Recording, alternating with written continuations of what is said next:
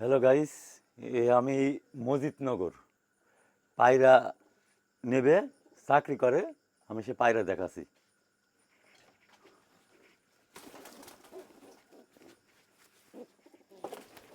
এই যে আমার পায়রা, এই জোড়া বাজি টাজি, মানে ওকে, ডিম বাচ্চা একেবারে ওকে এই জোড়া। আর এই জোড়া দেখালাম, তার পছন্দই হয়ে নেবে। আর নটটা দেখাচ্ছি, এই কালদম কবিতর, এরও বাজি ভালো। মরগটা কোন ঘরে হইতে আছে।